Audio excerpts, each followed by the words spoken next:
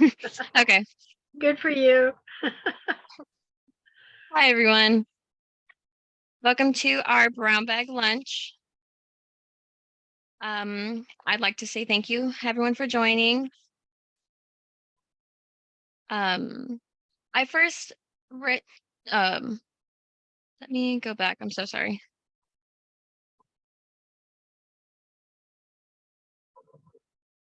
My computer is not cooperating with me. I apologize, everyone. Again, thank you, everyone, for joining. I'd like to thank all of OLLI volunteers, supporters, and members for coming out and supporting our brown bag lunch.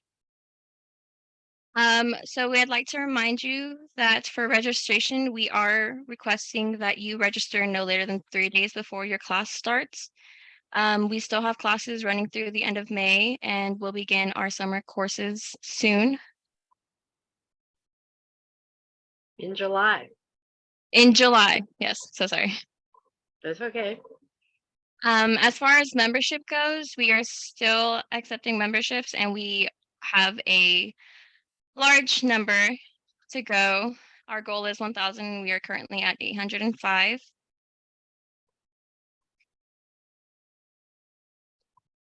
I also have a poll that Kim would like for me to share if I can launch that and get everyone to participate for a second.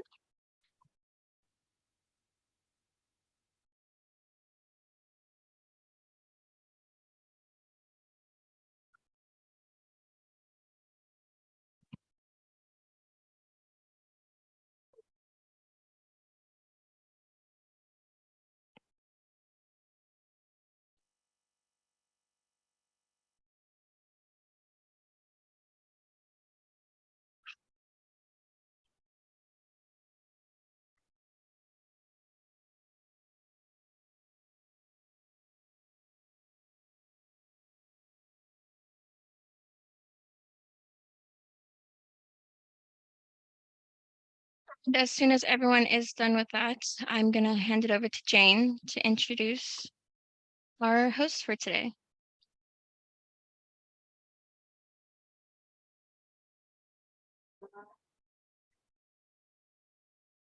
Welcome, everyone.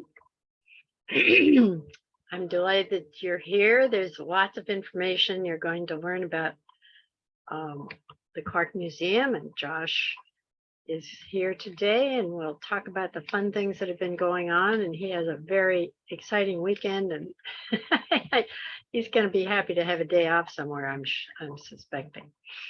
Josh is the executive director and curator of the Clarke Historical Museum, a board member of the Timber Heritage Association, an historical consultant and educator. He was born in Arcata and has lived in Humboldt County his entire life. He's had a lifelong interest in the history of the county and had the opportunity to focus on that during his time at HSU as a history major. After graduating in 2018, he returned to Cal Poly Humboldt's teacher credential program and graduated in 2022. The Clarke Historical Museum, located at 240 East Street in Eureka, is Humboldt County's largest museum, founded in 1960 by Cecilia Clarke, a former Eureka High School history teacher with a deep passion for sharing historical artifacts with her students. The mission of the Clarke is to celebrate the rich and varied history of Northwestern California by preserving, sharing, and interpreting that history in ways that increase knowledge, enrich the spirit, engage the mind, and stimulate the imagination. Josh, it's all yours. Hi there, folks. My name is Josh Buck. Thank you very much for having me today. I'm going to see if I can share my screen here so I can get this show on the road. Oh, and I want to mention that if you have questions, he's going to be asking periodically if you have questions, but you can always put your questions in the chat as well. Absolutely. I would much prefer to have this be more of a discussion format than me just droning on, especially if you gravitate towards a particular topic. Thank you very much for having me here today, and thank you very much for the introduction. Yes, I am the director of the Clarke. I started here in July of 2022. This title slide, which hopefully is on your screen, features our former director, Katie Bush, who's there on the left, and our marketing and events coordinator, Dana Fredsty, there on the right. Both wonderful individuals. I've learned a ton from Katie. She ended up moving down to Sacramento to pursue further educational pursuits. And I really do wish her the best on that front, because I had very big shoes to fill. And I'm very fortunate to work with a museum that actually not only affords a paid position for myself, but for several individuals. In total, we have a registrar, Alexandra Cox, who works with our collections very closely as far as management goes. I'm going to tell you a bit about that, about accessioning and deaccessioning collection items, just give you kind of a glimpse at what we do here at the museum pretty regularly. And I'll give you the backstory on how the museum was formed, and also what some volunteer opportunities are. Going back to the staff for a little bit, we have another curator registrar, Jasmine Brown, who works very closely with the Native American end of our collections here at the museum. And then we also have Dana, of course, who is our marketing and events coordinator. Before I get any further into it, I did want to plug this upcoming May event. It is going to be on May 20th from 1 p.m. to 3 p.m.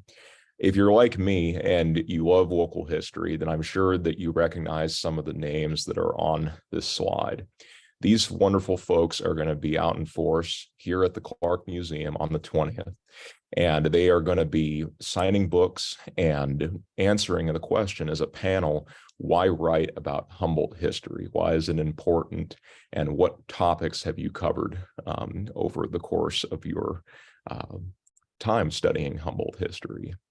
So I really recommend that you come out for it. Tickets are available on the Clarke Museum's website, which is clarkemuseum.org.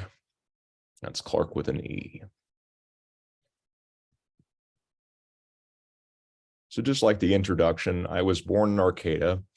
I went to school at Jacoby Creek and then went to McKinleyville High School shortly thereafter. Ended up going to Humboldt State in 2018. I'm going to jump ahead a little bit here. I've had a lifelong interest in local rail history.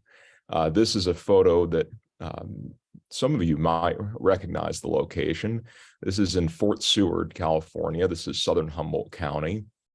And I grew up going to these seldomly visited places since our local railroad is closed in 1998. And I really just gravitated towards these abandoned structures. This is the old Fort Seward Railroad Depot, and that's my family there out in front. Unfortunately, my grandpa there on the left is actually in hospice as a couple of days ago, and I really give him a lot of credit for steering me in the direction of studying history and having interest in Humboldt County. Let's see. There's me on the left there. I wasn't in the previous photo because I was taking it, but during the following year, we ended up walking the tracks north to a spot called Eel Rock. Now, Eel Rock is also in Humboldt County, but Eel Rock has this fantastic railroad tunnel that is massive, and very few people go to it these days. You can see just how much the brush is overgrown in this particular area since, and it's gotten even worse. The second photo was taken, I think, in 2018, so about 10 years after that first photo. And the forest is rapidly reclaiming the spot. But seeing this stuff really made me interested in this living history of Humboldt, where all this infrastructure has been left behind in the woods, and all of it's still out there. You can go and see it yourself. But I ended up focusing on that when I was a history major at Humboldt State. And during my time there, I interned for both the Historical Society here in Eureka and the Blue Lake Museum. I really focused on organizing their railroad collections, whether it was photographs or artifacts. I tried to help them best I could as far as managing that end of the collection, getting it reorganized into binders, make it more accessible for folks.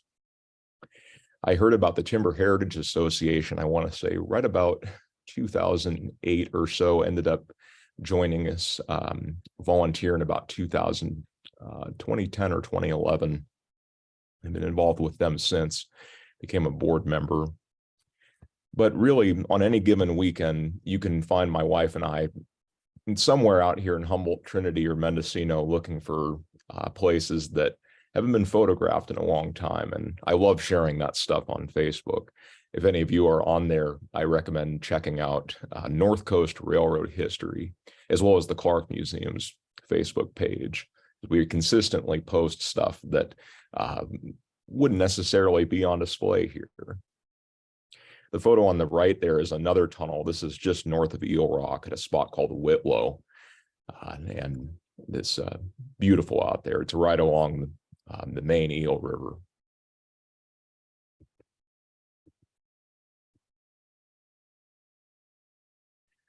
Give you a bit of backstory on how the Clarke Museum was formed and also the architecture that goes with it. It's really interesting stuff. So Cecile Clarke was our founder. She was born in 1885 and lived until 1979. Cecile was born and raised in a place called Laytonville. For those of you who are unfamiliar, it's just north of Willits. If you're driving down 101, it's just a little stop through there, but it's absolutely gorgeous area in Mendocino County. Her family owned an absolutely massive ranch, about 5,000 acres in size. She decided to depart the family ranch and went to the University of California as a history major, just like me. And she also decided that she was going to become a teacher.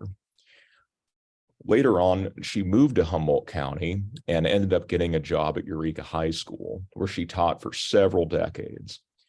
Over the course of her tenure there, she started collecting artifacts. Now, what she really liked to focus on was collecting Native American basketry and regalia to share with her students. About 2 or 3 months ago, I had an individual come to the museum and she told me, you know, Cecile Clarke was actually my teacher. And there very well might be some of you in chat who are also former students of Cecile. But this is a photo of the yearbook that individual brought me. And it's wonderful because I had only seen, I think, one other photo of her Humboldt History Museum in Eureka High School. And I went ahead and colorized this for you. So you can see just how extensive this was. This wasn't something that she just had in her classroom. She had an entire, practically, wing of the school dedicated for sharing these things with her students. And it got to the point where it was so big that the school ended up telling her, you know, Cecile, we love what you're doing, but we're actually going to need this space for something else. And that kind of brings us to the history of the Clarke structure itself. The former Bank of Eureka and Savings Bank of Humboldt County. Now, this company was originally in a different structure that was built in was incorporated in 1889, but was ultimately built in 1890. Now, I don't have a photo of that particular structure, but the two on the right showcase what the structure that we're now in looked like during its construction between 1911 and 1912. And you can see that there's a steam donkey in this picture. I love the old signage here in the back, and Eureka has changed so much over the years. There's so many structures that are still standing but have had the exteriors altered drastically, and it's just nice knowing that there is a really pristine example of architecture from this time period that we get to use. There are drawbacks that we'll get into when it comes to making use of this structure. When they built this, preservation of artifacts was not something I think that they thought very much about, aside from making sure that people's money was safe. But this particular structure was designed by a guy named Albert Pisces, who was a resident of San Francisco. He came up here and drafted a design, and he decided to use glazed terracotta.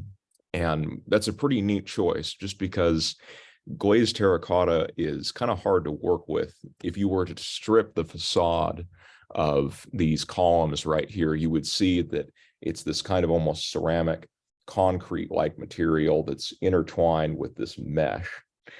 And then there's concrete right behind it.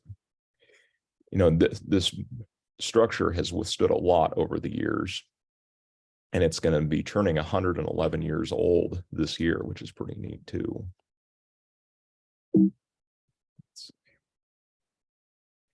Speaking of things that it's withstood, over the course of that 111 years, it has been through a lot of big earthquakes.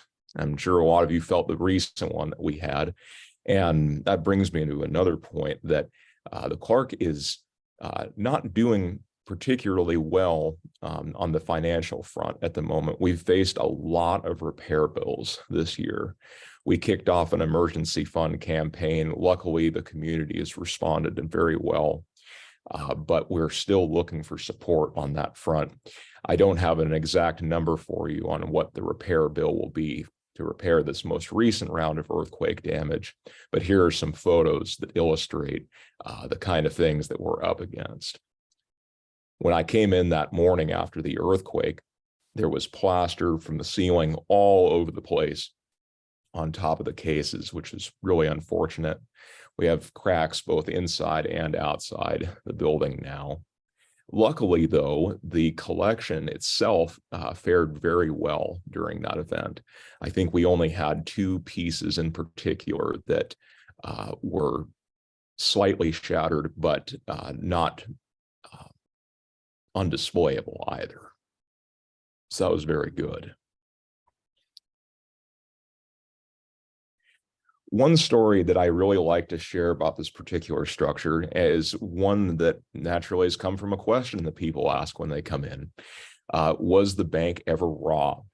And no one had actually answered that question for me. So I got online and I started sifting through old newspapers.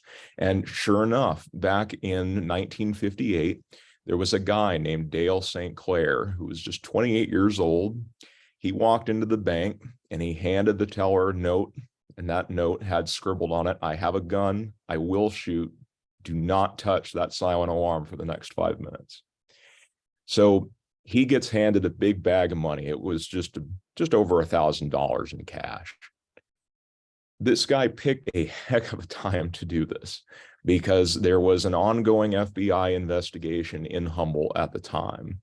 They were looking for someone that was suspected of killing a police officer in San Francisco area. So several months drag out. They have absolutely no leads when it comes to finding this individual, but he ended up blowing through just about all the money and wound up homeless and cold and broke. So he ended up making a sidewalk surrender to those FBI agents and just said, "You know what? I'm tired of running, turning myself in." But it's also kind of interesting because this very well might be the only instance of a successful bank robbery in Eureka. And I believe that there have been more in the county, but I don't know how much success those particular individuals had in comparison to him, if you can call this success. So over the years, this building changed hands several times. Originally opened as the Bank of Eureka and Savings Bank of Humboldt, but eventually it wound up being Anglo-Crocker Bank. And in 1958, it was officially announced that this bank would close. And somebody wrote this particularly insightful note inside the Humboldt Standard. I don't know who it was, but I think it's great just because it kind of forecasted what this building might be used for in the future. It says, "The Bank of Eureka is history now, and most men who ran it have crossed the Great Divide. The building remains to remind us of an era, steel, marble, and brick, that have outlasted mortal human beings. What to do with it? Of course, it could be converted to many uses. Its facade bespeaks prestige, business, and money. But wouldn't it be more fitting, apropos, if either Eureka or Humboldt County acquired this clean-cut structure for a museum? There isn't much time, as the property is for sale. Shouldn't it belong to all the people as an enduring monument? Now, I don't think that this was Cecile that wrote this, but another like-minded individual who looked at the structure and saw its potential. But sure enough, within the next couple of years, Cecile got her eyes on this. She ended up inheriting her family's sheep ranch and then sold it, so she came into quite a bit of money. She had retired from Eureka High and was looking for a new home for this absolutely massive collection that she had gotten together. And she literally bought the bank. She was a woman that you did not want to get in the way of. When she had her mind set on something, she really was adamant about doing it. So she did. She went down and wrote a check and bought the building. And on the 22nd of August, 1960, back then it was called the Clarke Memorial Museum, was officially dedicated. And this is a photograph from that day with Cecile giving a speech there at the front of the structure. Does anybody have any particular questions so far? I can't see everybody raising their hand, so our other host will have to let me know if someone is. Okay. I'll tell you a bit about the permanent exhibits that we have here at the museum. One of the unique features of the Clarke is that it's very much so a living history museum. And what do I mean by that? When you go to museums up and down the coast, or even around the world, a lot of them have their entire collection on display at any given time. And while there is a lot of cool things that come from that, because you can have things that are interesting to all kinds of people, we really try to focus on exhibits that revolve around a theme or main topic. And that way we have stuff that is largely not on display all the time. But there are a few things that, regardless of how many times you come in here, you're always going to be able to see them. The first of which is the Lentell map, which is this absolutely massive map made of paper mache that was designed by J.N. Lentell, who worked for the county as a surveyor. Now, Lentell was told by the county that the Panama Pacific Convention in 1915 was coming up. And every county in California was told, we want you to bring something to this convention that best represents your county. The Panama Pacific Convention was originally hosted to celebrate the completion of the Panama Canal, but simultaneously, it was also an opportunity for San Francisco to show to the world that they had bounced back after the 1906 earthquake. Now, that earthquake caused serious fire, which reduced most of the city to rubble. But with the help of redwood timber that came from Humboldt County, they were able to put San Francisco back on the map. So this was the idea that they had for showcasing what Humboldt County had to offer.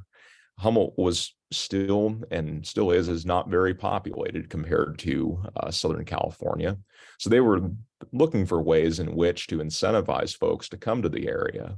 And what better way to do that than to showcase what kind of opportunities there are through the use of a giant map, which really showcases the rich dairy lands, redwood timber belts, and fir timber stands, in addition to the fruit farm and grazing lands as well. This map was revised in 1947. It did not originally feature the Redwood Highway because that wouldn't come for about another decade after its creation. It did at the time feature the Northwestern Pacific Railroad, though, which once spanned from Sausalito on San Francisco Bay to Eureka. And then you could have ridden to Trinidad as well, but the main terminus was in Eureka. one particular feature I like about this map is that it does feature a lot of ghost towns of Humboldt County.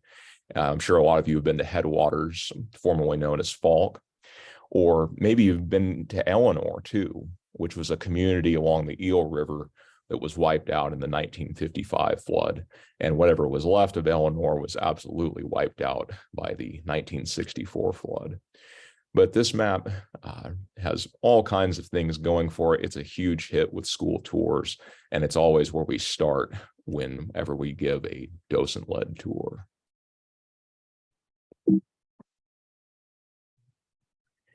The second permanent exhibit here at the Clarke is known as the Emerson Room, but a lot of people just call it the Victorian Room as well. This room features hundreds of artifacts that were been collected by Cecile and also donated to the Clarke over the course of many, many decades. And it represents two parlors within a Victorian room, within a Victorian house, very wealthy Victorian house. Now, generally speaking, the Victorian era ended with the death of Queen Victoria in 1901. But here in Humboldt, it took so long for news to travel to this area that trends also lasted a bit longer. So some argue that the Victorian era realistically ended in the county about 1910, 1914. But we have many fantastic Victorians here in Humboldt, the premier one being the Carson Mansion just up the street from here. But the Victorian Room is just a wonderful example of Victorian era artifacts and beautiful glasswork, woodwork. If you wanted something back then, you had to make it. And entertainment was much more limited, of course. If you wanted to entertain yourself, you could use things like magic lanterns, stereoscopes, or of course, books. And I love bringing kids in here because we always emphasize to them, you know, there is no indoor plumbing back then. So if you wanted to use the bathroom, if you didn't want to go outside, then you had to use chamber pot, you know, and it's always a good hit with them. Another thing that Cecile really loved to collect was things pertaining to the natural history of Humboldt County, and we certainly have plenty of that. We have a lot of birds that have been taxidermied here at the museum. These are a few of my favorites. You've got Charlie the Condor here. Charlie there is over 100 years dead. We figure that he was probably found in about 1899. And he was collected along with another example, I believe, as well, but this is the only one that we've got on display as far as the condors go. Condors used to be have a massive population here in California, just like the grizzly bear. But over time, with the introduction of especially firearms, the bullets and all the toxic material that came to this area ultimately poisoned a lot of these birds, and the population dropped dramatically. Now, members of the Yurok and Karuk tribes have recently released condors back into the wild here in Humboldt County, which is pretty incredible news. So we're going to hopefully have condors here to stay for a long time. There on the left, there's a few of my personal favorite examples of Cecile's birds. The one on the left being an example of an emperor goose, and then you also have a blue jay right next to it.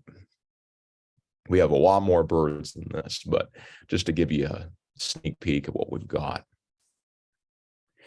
So we had the original structure that was bought in 1960, but over time, you need more and more space. Space is a serious premium when it comes to a museum's collection. And there was an opportunity that presented itself with the property next door. Originally, the building that was adjacent to the Clarke was the Liberty Theater. Now, this theater had been around for decades and decades. It had actually been around before the original bank building was built. It did close, though, and the owner, George Mann, contacted the board here at the Clarke and agreed to sell the land to the museum so that they could potentially build a new structure on it. Well, they went through with that, but the city of Eureka decided to become involved in this project. And they said, hey, if you give us the land to this piece of property, then we're going to help you acquire a grant that will allow us to build a brand new structure on this piece of property. So they tore the old building down. The Liberty Theater is no more, unfortunately. But in its stead, we did get Nelis Hall. Jim Nelis was the individual who really spearheaded the effort to see this building get built. And in 1979, Nelis Hall opened. And the goal of this wing of the museum is to celebrate the culture and of local Native American tribes, especially the Wiyot, Yurok, Karuk, and Hupa.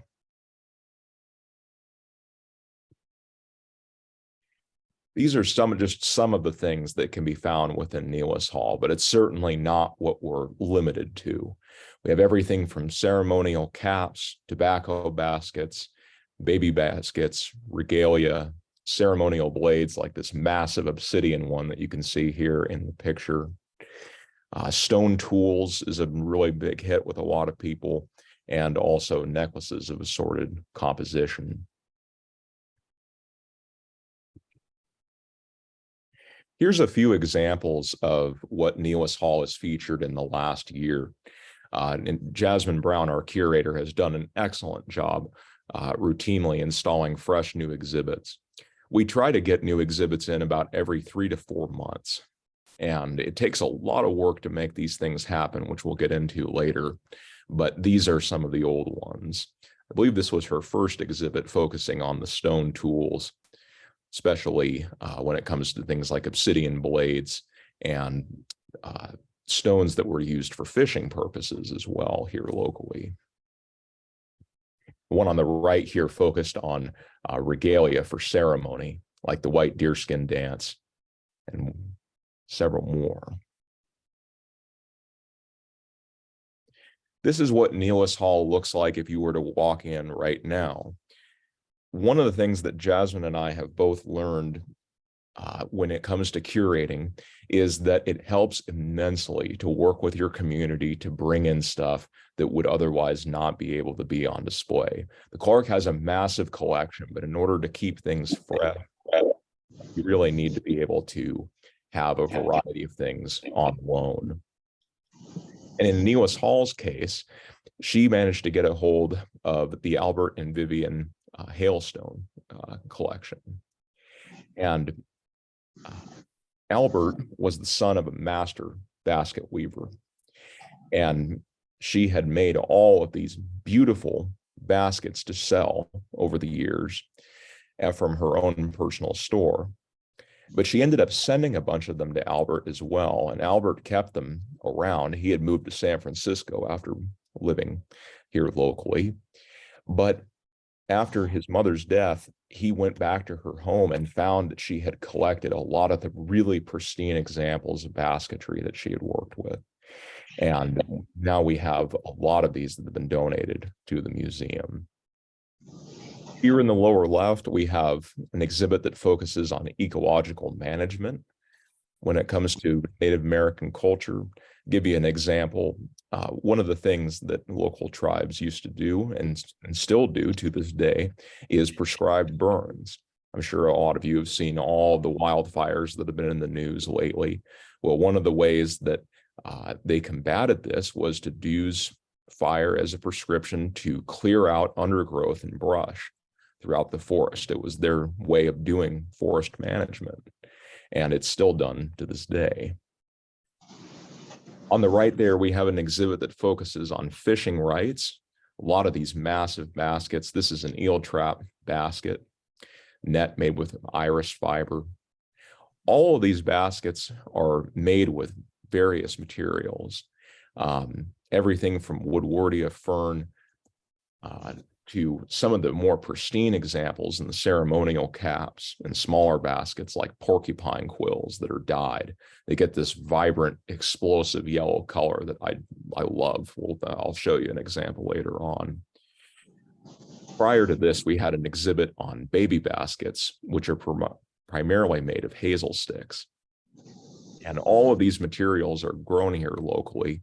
But without that forest management that goes with the ecological management, a lot of these materials are becoming more and more difficult to find. The last case I'll tell you about that's in Neelis Hall right now is baskets from the Hover collection, which is another one of our collections that's just huge. This particular exhibit focuses that on baskets that were made for the trade. A lot of these could have been found in a store that you may have heard of before, Brizard's in Arcata. When settlers started arriving post 1850 here in Humboldt County, Native Americans had to adapt to this new economy that they found themselves in. And you see these traditional ways of life that they used, like basket weaving, for a variety of uses, for whether it was gathering food, ceremonial cap, etc. They're suddenly using these skills to create things that were to the taste of European settlers. And these are a few examples of that. You can see here on the left, this is an example of a silver sugar bowl that was used at the Pacific Lumber Company's dining hall in Scotia. And then here's another that is an actual woven basket that's made to look very similar to a sugar bowl. So you can see prior to contact, this, you would have never found a basket of this sort. You would have found the design, absolutely. The materials are still the same, but the actual method and end result differs.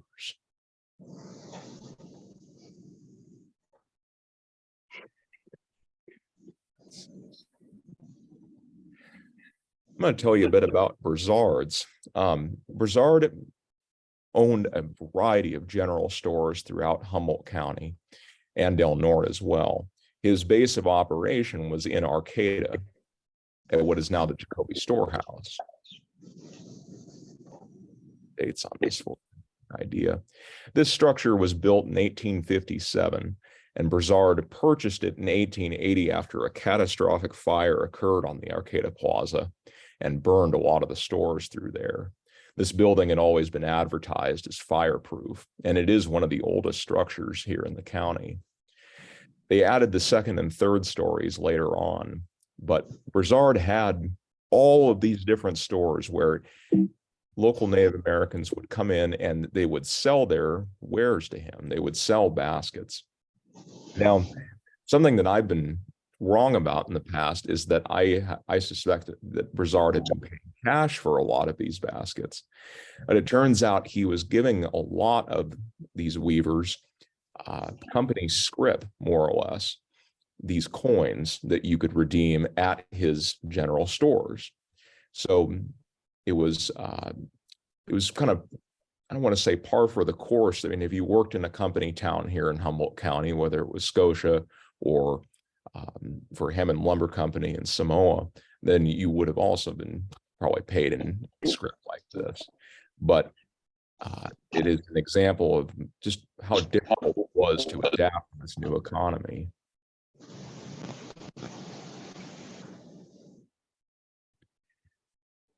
One of the primary drawbacks of being in the structure that we're in is that climate control was never in mind with the original architecture.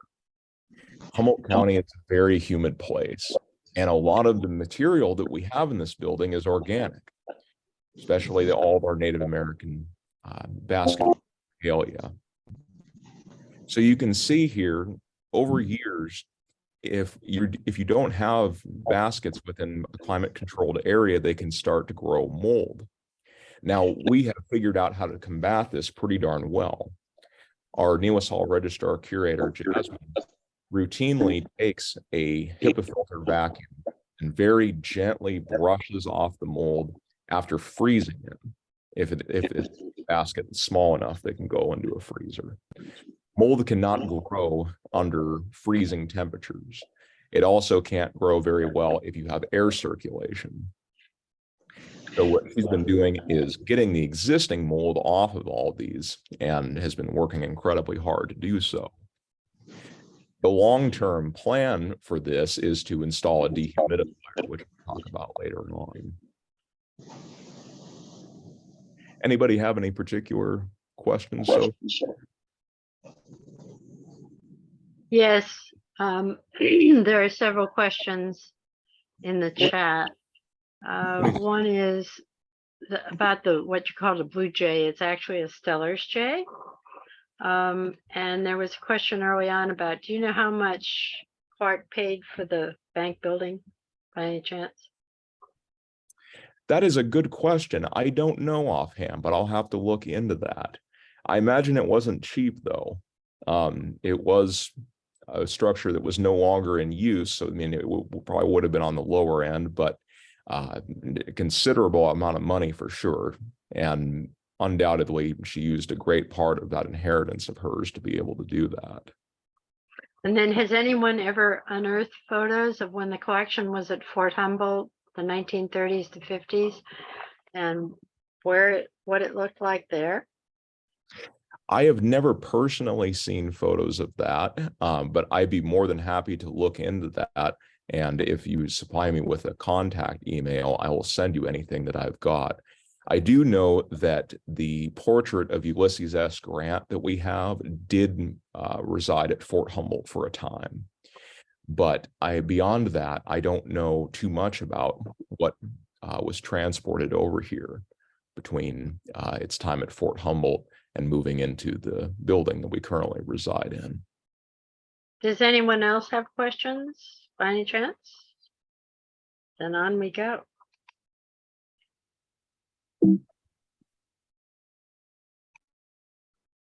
This is our photo room here at the Clarke, and we also use it as a storage area for any of our gems and minerals that are off rotation.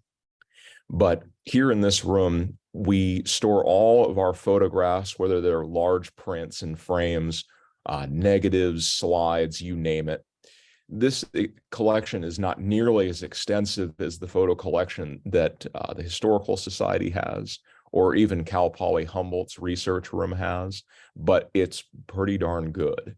If you're looking for a photo of a particular topic pertaining to the history of Humboldt County, you're probably going to find it in here.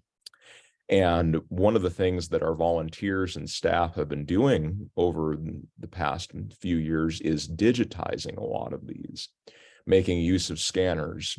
And it really does a lot for preserving this collection long term.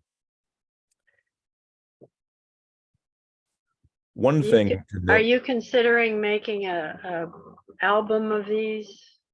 I mean, a DVD of these photos to make available that people can purchase? It would be a good fundraiser. Yes, no doubt. And we kind of have an album going in a way on both the website and our Facebook page. We pretty routinely post material on there, and Facebook is kind of our living catalog of photos that we've chosen to put out there.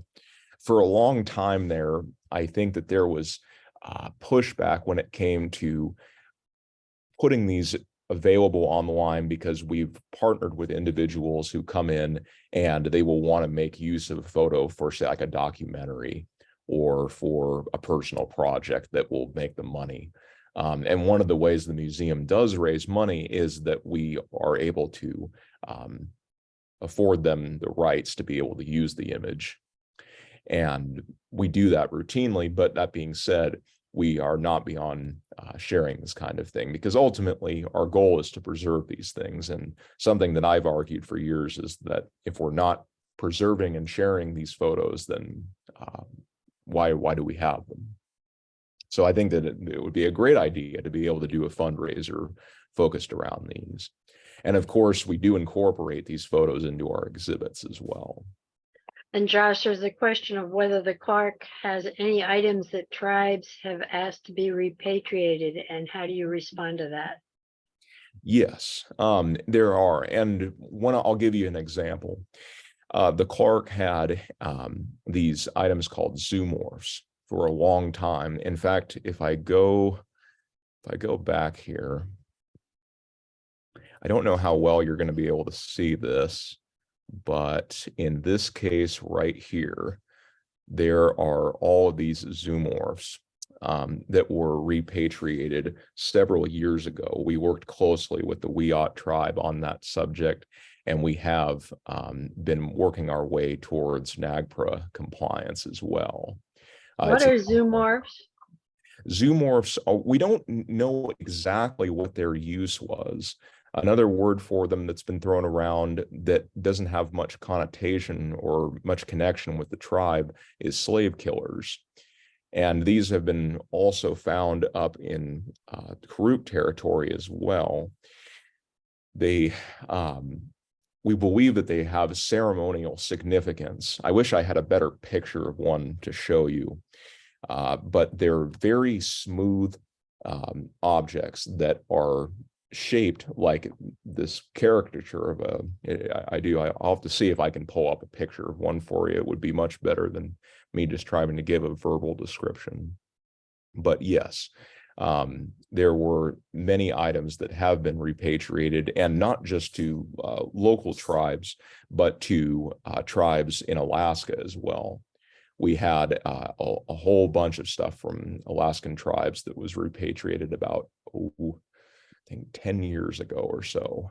A massive bearskin ceremonial dress that was sent back. Any further question about that topic? I presume you retain pictures of those items that were sent back? Yes, absolutely. And if you're ever interested in seeing those, I just recently saw them myself, so they are definitely still here. Thank you. Of course.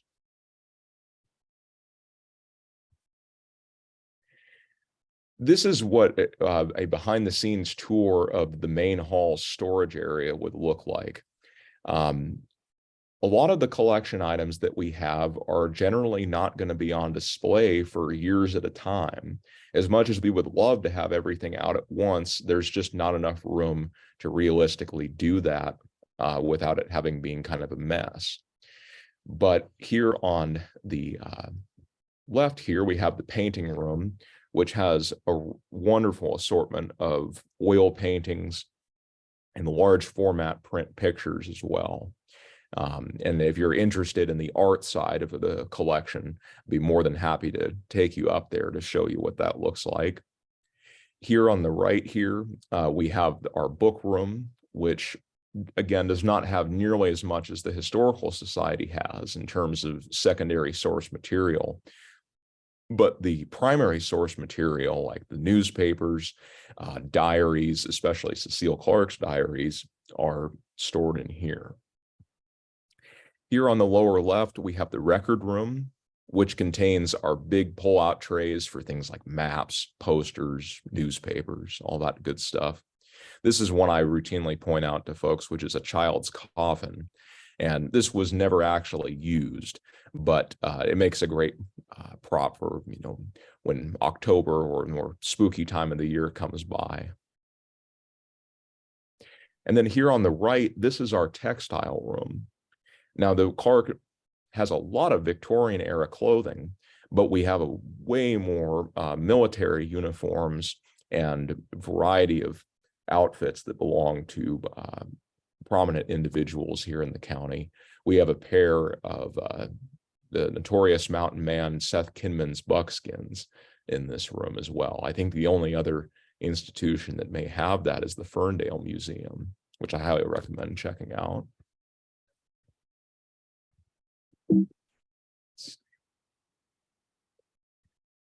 In that same textile room, we have dozens and dozens of historic quilts. Now, these quilts were generally crafted here in the county and are from a variety of time periods. I've given you a few examples here. The top left one here is arguably our most famous quilt, which is the Grant quilt. This was made here locally in the county in Blue Lake, and it was a donation-based quilt where they were trying to raise money for the Union during the Civil War. Now, this one has a kind of a cool story. When it was auctioned off, it was redonated back to the same group and then auctioned off again. And then someone gave it back, and they kept doing this so they could continually raise proceeds. And then here on the right, this is another example of a Blue Lake quilt. All of these have names of individuals on here, and this quilt was made to promote the temperance movement. Here in the lower left, this is known as the crazy quilt. It's one of my favorites just because it has such a variety of materials that have gone into it. And these photos really don't do it much justice because they're so small, but these quilts are very big. And this crazy quilt here, if you were to look at the back of it, it was never quite finished, but it just is an excellent example of local quilting. One of the things that I tell our volunteers is that when it comes to storing all of this stuff, you want to have the right material to do it. In the case of the quilts, what you do is you end up rolling these, or if you're going to store them in boxes, you only want to use one, because if you have two quilts stacked on top of each other and you have them folded, it can actually damage them over time. It can damage the individual fibers, leading to stress. If you have quilts at home, especially ones that have been with you for a long time, I always recommend to people that you fold those out, you lay them flat, so that way they're not under a bunch of stress. But if you're going to store them, ideally you want to have them in acid-free boxes or wrapped up or rolled up in acid-free paper. And one of the things that I learned from our former director, Katie Bush, was that these acid-free boxes and paper are not all made equally. They have varying degrees when it comes to that. And all of these quilts already have acidic qualities about them. But if you have acidic paper, it will leach into these quilts and it will damage them. So if you are looking for a particular quality storage method, feel free to email us and we'll be happy to steer you towards a variety of vendors who have been well vetted on preserving these things. I wanted to tell you a bit about our 3 resident ghosts here at the museum. Not sure how many of you believe in the paranormal, but I can tell you from personal experience, even with the little time that I've had here, this building has something going on in it. I'm not quite sure if I absolutely believe in the ghosts, but I'll give you the couple of stories I have in addition to the more or less confirmed theories about the structure. So in the basement of the museum, which is pretty creepy in and of itself, we had 2 different paranormal investigation teams come out, and both of them coincidentally, and they did not know each other, reached the same conclusions about the same spots in the museum. In this case, it was two locations and an object in the museum that they had spiritual presence that they became aware of. First of which was in the basement. The first team thought that it was an individual who was sad and in the basement. And the second team came in and they thought that it might be a young Chinese girl. Now, it is true that Eureka did have a Chinatown right up until the 1885 expulsion. But before the original bank building was built, this spot used to feature the Bay Hotel. And within that hotel, there were multiple vendors. One of those vendors was a Chinese man. So we think that this might actually be his daughter who is wandering the halls of the basement. The second ghost is probably from the days when this building was still a bank. The women's restroom used to be at the top of the staircase in the record room that I showed previously. And this ghost has been referred to as the angry ghost. Story goes that she is wandering the halls up there frustrated because there used to be an employee of the bank who would stand at the bottom of the staircase and peek up the skirts of women who were walking up the stairs. And we think that she is just very frustrated with all of that. The other investigation team didn't quite reach that conclusion. Instead, they thought it may have been somebody who was looking for a place to sit up there from when the structure used to be the hotel. So initially, we put out a bunch of chairs in the upstairs so that we could try and soothe the spirit. But there's competing theories on that. The last piece in the collection that is considered to be kind of haunted is that of the Happy Ghosts piano. And we don't know much about this particular story other than this ghost becomes very happy whenever this piano that's in the Victorian room gets played.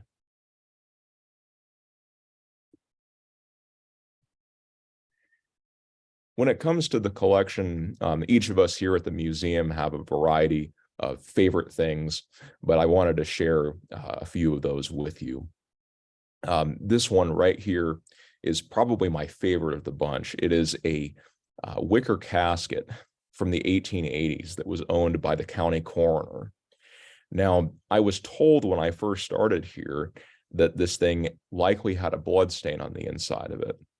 What these wicker caskets were originally used for was not only transporting and burial, but say that you were on the job working in a lumber mill and you got really seriously injured, not killed, but you had a life-threatening injury. They would place you inside of this thing and they would wait for the doctor to come out. And if you died in the process of waiting, then you were ready to be transported by the coroner. Now, my wife is a nurse. She sees nasty, bloody things all the time. But I decided one day that we were going to open this thing to see if there actually was a blood stain on the inside of it. The look of absolute horror on her face when we opened this thing is something I don't think I'll ever forget. She looked at me and she said, "Josh, I'm pretty sure it's somebody died in this." So it is definitely one of the creepier objects in the collection. The second and third objects in the collection that I have a lot of love for are the golden spikes. We have the original golden spike from when our local railroad opened in 1914. We're still working on trying to figure out if it's made of solid gold or not. But it was driven into the ground at Cane Rock, California, just south of Alder Point here in Humboldt County. And it was just part of the grand ceremony of welcoming a lifeline between San Francisco and Eureka. And we very rarely have the golden spike on display, but we do have one that is more or less made the exact specifications, minus that it's not made of solid gold, that is on display occasionally. This is the spike that was driven in 1965 to celebrate the rebuilding of our local railroad after it went through a catastrophic amount of destruction in the 1964 flood. I ended up taking this particular golden spike to the location that the original was driven in at Cane Rock, and you can see the Cane Rock Bridge there just in the background there. This particular basket, I was talking about the materials that go into making these. And the one that I'm the most fond of is the dyed porcupine quill, because it just gets this beautiful, vibrant, explosive color to it. This particular one was made by Louisa Hickox in approximately 1920, made of maidenhair fern, willow root, hazel sticks, and porcupine quills. And it features the friendship design.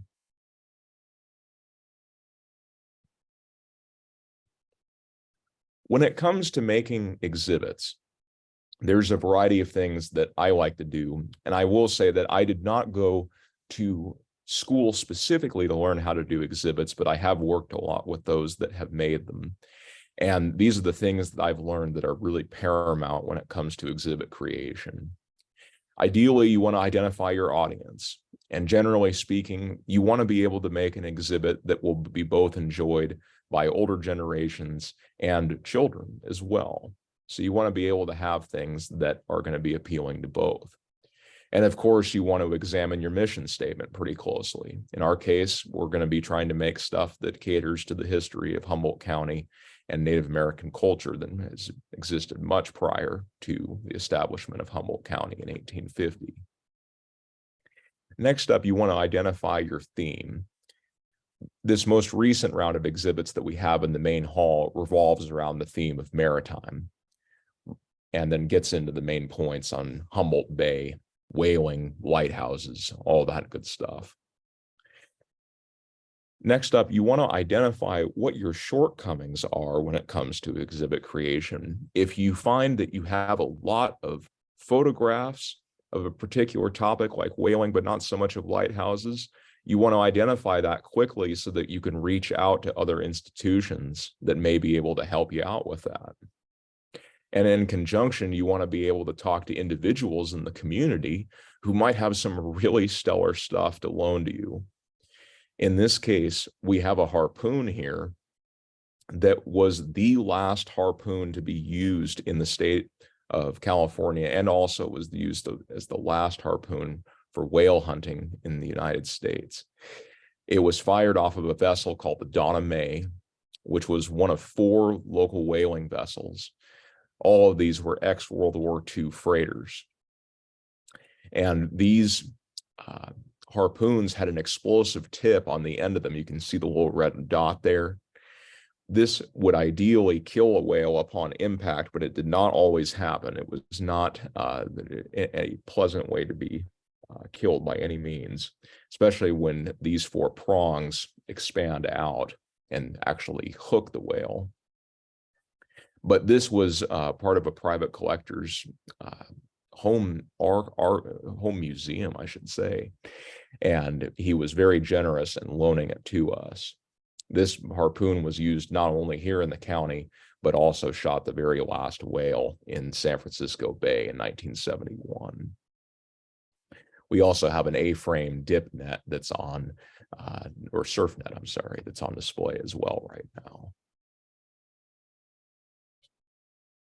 And I'm not sure how many of you have watched the Disney show Avatar, but this picture is supposed to represent those that have come before you as far as being a curator or a director. The Clarke as an institution has been around for decades, and there's a lot of work that people have done over the years. So me stepping into the shoes of those before, being here on the right and looking for the guidance of those that have come before. People have a lot of notes.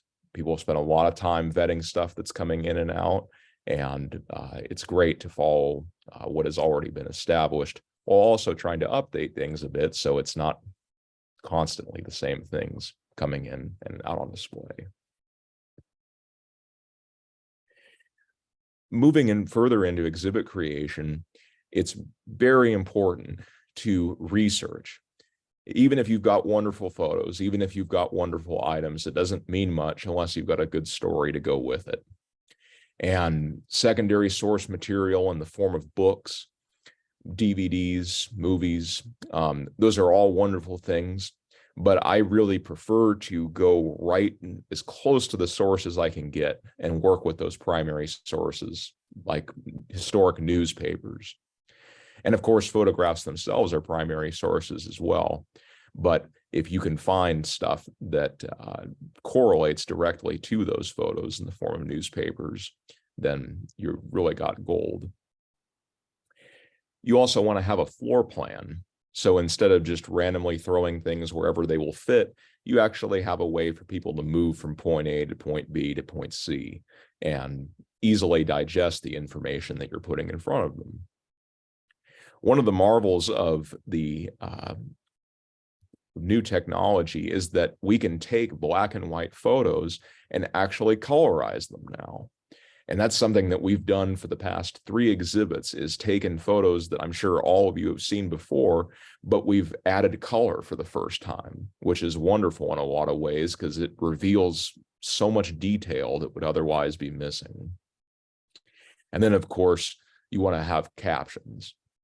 Now, I'm a historian, I'm a research writer, and I love to be able to put every little detail about everything I can tell somebody. But when it comes to exhibits, people generally only spend about 10 to 15 seconds looking at any exhibit. So if you are going to have captions, then you need to make sure they're short, concise, and tell your visitor exactly what they need to know while they're there. And then, of course, you go to an installation, which is easier said than done. Got to be a bit flexible, especially if you find that your floor plan doesn't provide exactly the amount of space that you needed. Any questions? There's a comment. This is Gina Willis, and I asked about the Fort Humboldt era precisely because I was never able to document where the where the portrait was immediately after it was donated by the Grant family. The HS yearbook photos don't show the portrait, so its location during the school years still seems a mystery. Maybe it hung elsewhere. That is certainly possible. Somebody was doing extensive research on the Grant portrait. They were trying to determine if it had come from a particular East Coast location. And I have a bunch of newspapers that might be able to spell out more of a timeline for you if you're interested. Yeah, that was me, Josh. Oh, perfect. Thank you. I'm not seeing everybody's names pop up, so I'm just hearing voices. Yes, and you did a wonderful amount of research on that. And one of the cool things that I'll tell everybody else on that topic is that we took that Grant portrait out of its frame to see if there was anybody who had put an artist's name on the back or the front of it. And we put it under light and took a very high resolution camera. Fortunately, didn't see much, but we're still trying to figure out exactly who created it. Arcata indicated that they lived below Fort Humboldt in the 60s and for decades and visited the little museum many times. It was just a small single room, as she recalls, and visitors walked around the room with the many things displayed on the walls and a center exhibit. The fort could probably tell you what happened to that. Could very well be. Museum.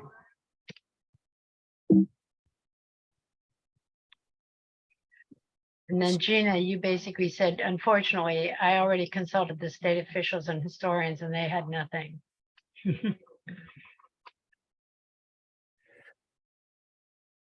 One of the routine things that especially our registrar Alex works with is the process of accessioning and deaccessioning collection items. We will generally get somebody walking through the door about once a week with something that they would like to see added to the museum collection. And I have no problem talking to anybody about this topic. We're very selective about what we do take because it is space is a premium.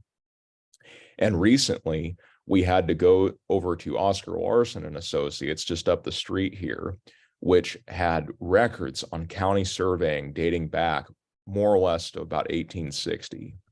And we had to go through in tons of square footage worth of boxes, trying to identify things that people would want to see in 100 years. And it's an interesting process because you have to leave so much on the cutting room floor. But when you're going through this, these are the ideal criteria that the museum uses when it comes to accessioning items or bringing something into the collection. Is this item useful for exhibitor study? Can it be stored adequately? And that's probably one of the most important ones on this list. Can it be preserved while not endangering other collection items? So say we get something that's a wonderful garment or outfit that is directly tied to a prominent family here in Humboldt County. If it's infested with mold or bug casings, then it's likely not going to be something we're able to take unless we can put it through that process that we put our Native American baskets as well through. Is it an item that we have a whole bunch of? Right behind me, I've got an entire box filled with vintage irons. We had over 30 irons in our collection that were more or less duplicates. They're really cool, but do we need 30 of them is the question. And the answer generally is no. And also, is it in line, of course, with your mission statement? Always consider that. Is it relevant to the history of Humboldt County? Is it related to the history of Northern California?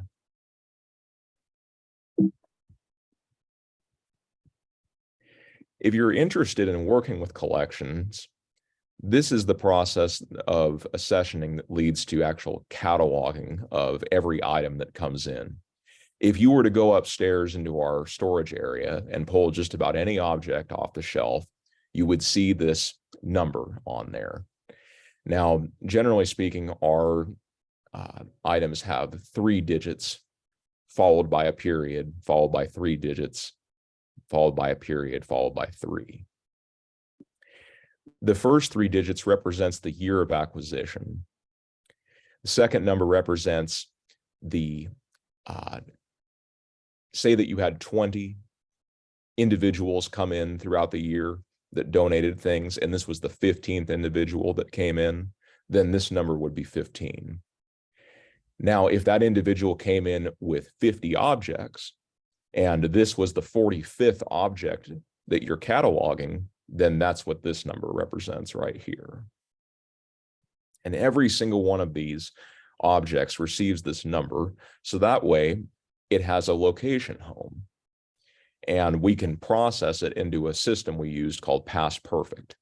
So ideally, when I'm exhibit planning, I can go on my laptop and I can type in a keyword like lighthouses, and it will pull up a whole list of things that have this number on them, or these numbers on them. And that way I'll be able to go upstairs and find out where exactly in storage each one of these is. It just makes cataloging and accessing much, much easier.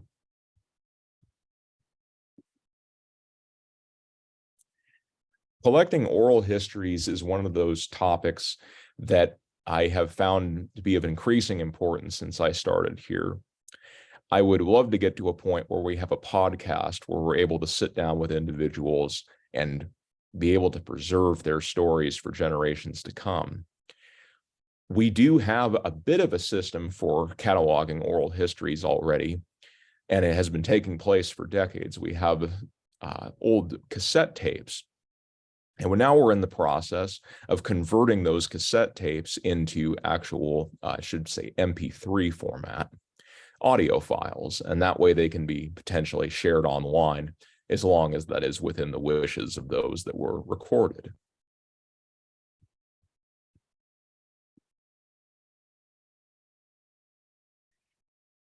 Another thing that we do here at the Clarke is we love to collaborate with the community. We call the Humboldt County Historical Society our sister organization because they kind of have the other half of what we don't have. We have a lot of objects, they have a lot of books and photos, and the folks over there are wonderful. We have partnered with them this year to deliver our Saturday speaker series, which is on the first of every, the first Saturday of every month. It depends on the speaker if they would prefer to have the talk in person or if they would like to just keep it via Zoom like we're doing now. But generally speaking, we have speakers come down who will spend about an hour to 2 hours giving a presentation on local history here at the Clarke, if not online. And we've also partnered with the Humboldt County Library on this topic, and they've been immensely helpful at helping us when it comes to the Zoom hosting side of things and finding speakers for this event. One of the other things that we did this year was we participated in History Day at Cal Poly. And I'm not sure how many of you have participated or been a judge in History Day, but History Day is a program for schools, generally speaking, about grades 7 through 12. And students are afforded the opportunity to focus on a project relevant to history that is of interest to them. They can do things like papers, they can make documentaries, they can make websites, and it is just great because they really get to focus on subjects they care about. And the students that do particularly well end up going to Cal Poly, and they participate in a round of judging where the best projects are selected to then go to state And if they get beyond state, they get to go to the national competition, which is just awesome. So the Clarke is always happy to participate in local events like this because we get the next generation interested in history and especially preservation as well. For the older students at Cal Poly, we have partnered with them this year, and we have 3 new interns who just wrapped up here, and each of them did a wonderful job. They got to learn the ins and outs of collection management. They got to learn how to make exhibits, how to write grants, all kinds of opportunities. And if any of you are ever interested in making a mini exhibit of your own, but not necessarily in volunteering long-term, we have this spot in the museum called the community case, which is right here on the right. And once a month, we have an individual or an entity, usually a nonprofit, that will showcase what they have to offer to the community.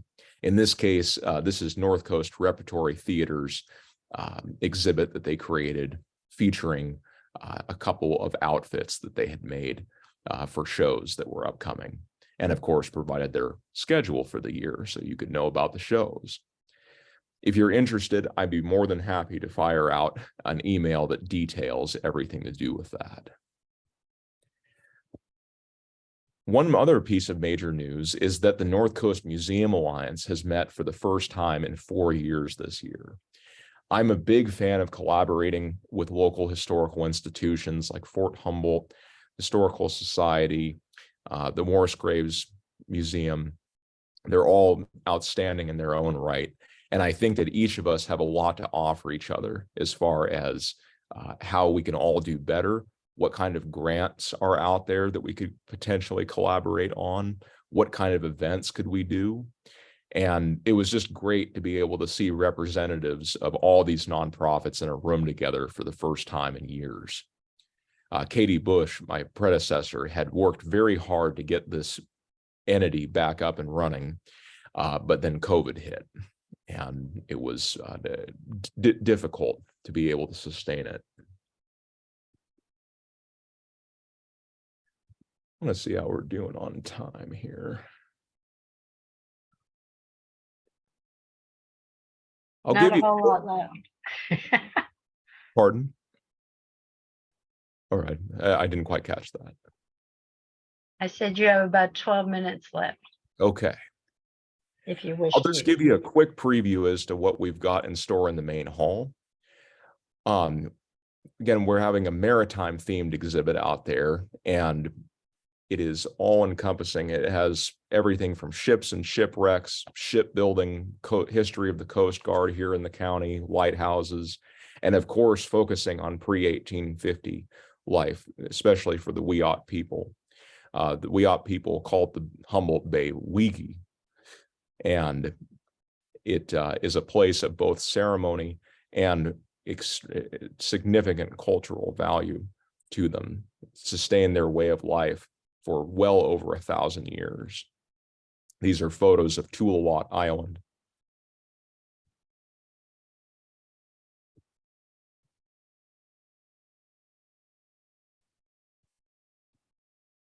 It's an aerial photo of Humboldt Bay's entrance after the jetties were built. So many prominent explorers sailed right by Humboldt Bay, individuals like Sir Francis Drake. And Humboldt Bay was not discovered until much later. The first confirmed expedition to actually, quote unquote, find the bay was a Russian fur trading vessel named the O'Kane, which mapped Humboldt Bay in 1806. And we have that map on display right now, not the original, but we have a very large format copy of it for you to check out. But what made Humboldt Bay so easy to go past is that its entrance is incredibly small. It's only, it's a little bit less than half a mile wide. And if you're standing at the end of the North Jetty here, you can very easily see, even on a very foggy day, the other jetty on the other side. This bay's entrance was extremely treacherous.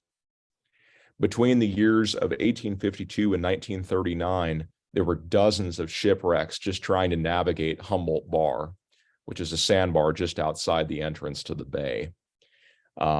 31 wrecks occurred just trying to navigate that section. Humboldt has always been a very difficult place to get to, even more difficult to maintain access points. We have more exhibits on things like particular shipwrecks, such as the H-3 submarine and the USS Milwaukee. Of course, the H-3 submarine ran aground off the coast of Samoa in 1916. Members of the life-saving station there in Samoa had to rescue them. It was a massive process. I recommend John Humboldt Gates's book, Before the Dolphins Guild, if you're interested in learning more about that. The Navy didn't like the idea of having to pay $18,000 to have the stranded submarine dragged up on shore and then relaunched.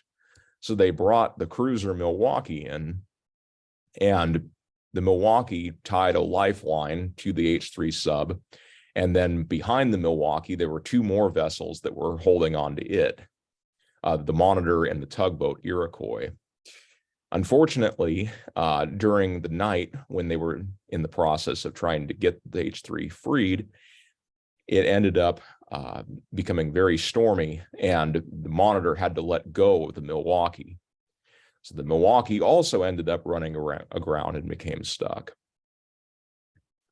And so an $18,000 projected cost became a loss of $4 million because this cruiser was built in 1906.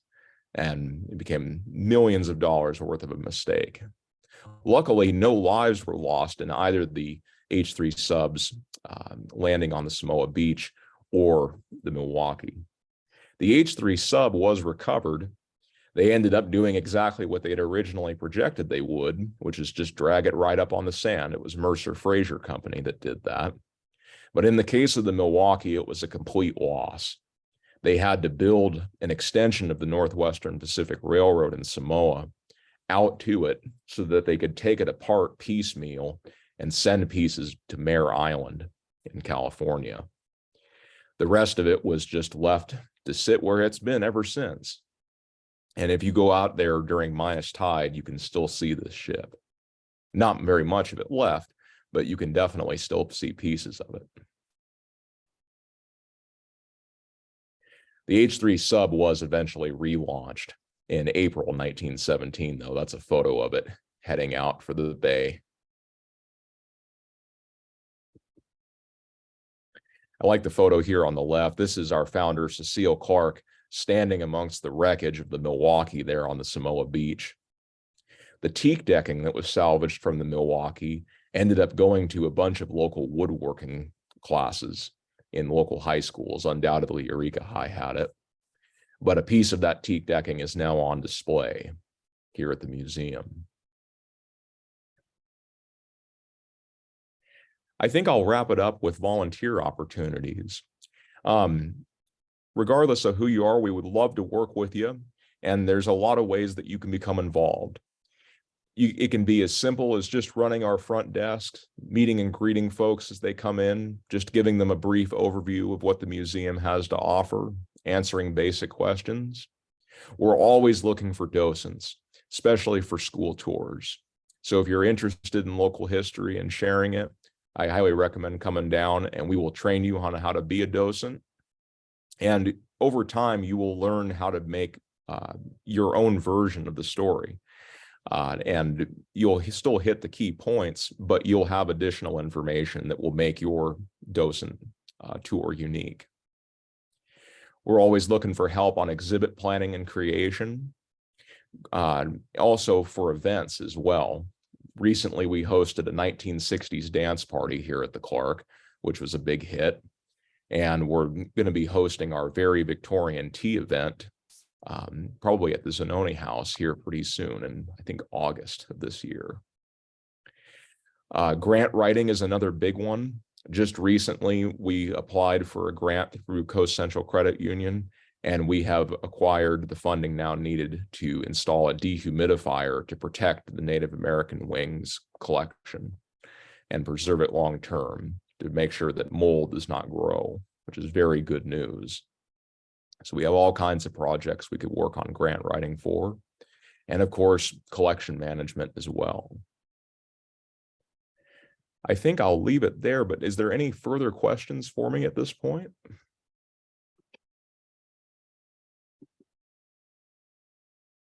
I think you've been so thorough that we're left without any questions. You've done a magnificent job, and one of these days I'm actually going to get there. I'd love to go down. So I know you have any number of events. Oh, Becky asks, how do you donate to the Clarke Museum? You can go to our website, www.clarkemuseum.org. And there are several links on there to donate. I can also send a link to the representatives of OLLI and hopefully get it out there. You can always swing by with a check, or you can mail a check to 240 E Street, Eureka, California, 95501. And you can donate via PayPal, or even Facebook has an option for you to donate directly. And if you're looking to donate towards a specific cause, just write in the memo line or the description when you submit it online what it's for. The emergency repair plan that we've got has received a lot of attention lately, but we have several projects that could be specifically funded as well, including the installation of a dehumidifier in Neelis Hall. And Pat Thomas and John Kolstad said they recently joined as patrons and enjoyed the member event you had on Friday. How many people actually came? Do you know? I want to say approximately 30 to 40 total. Mhm. One of the perks of being a member of the museum is that you get invited to exclusive member-only events. And those include previews of the exhibits that are new before anyone else gets to see them. So you'll be able to come down and not only see the exhibit before anyone else, but we have a panel that evening of local historians who are experts on the topic that we're covering in the exhibit. And what is the scale of the membership at this point? How many members do you have? We lost quite a few from COVID, but we're trying to build it back. I believe we have 170 members that are current.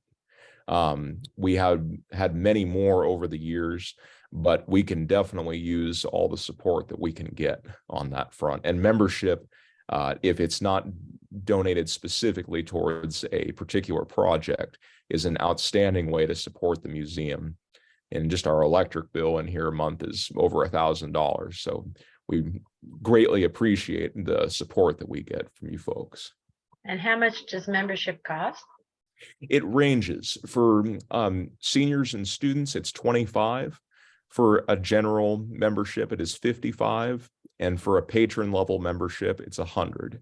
And that patron level membership not only gets you free admission at the Clarke for a year, all the memberships do, but the patron level membership also gets you free admission to other museums locally, like the Morris Graves Museum of Art.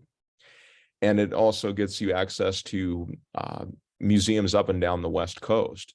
One of my particular favorites, of course, that it gets you admission to is the Cal State Railroad Museum in Sacramento. Well, I want to thank you ever so much, and all of you who came to listen to this. And for anybody who missed it, you can go to humboldt.edu/OLLI and look at the archives. So it should be up within another few days. And I want to invite you to come back on May 15th, where you're Scott McBain of McBain Associates, also a local, who has built a company here.